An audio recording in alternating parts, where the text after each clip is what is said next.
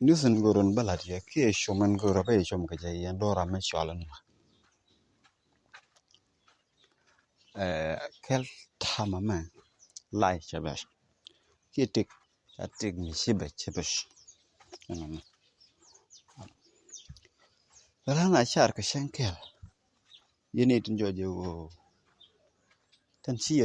chi nuare le lo ko la gaba kay chan char shankel irulu beliw kabra ma tong bom do mataka mai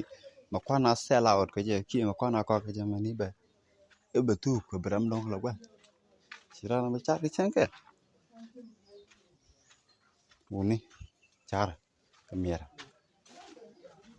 wada me a wad mista wada jok long ko tam me ti shop currently 70 years 50 years 60 years kilo ngoro kwa you need to plant something go be generation me balolet kaje you do recreate be generation me la kamya but tani en ko queen destroy in generation of kulo wade grow here na shar karan shar one day enkel karan be char ka war enkel be gujo generation te gadat mo ko de destroy rule ma gada bat sama to ka en gada kulu fay ga kuide metay irele di ke romni je rule nyang gadan bilo shujula yel mela me ko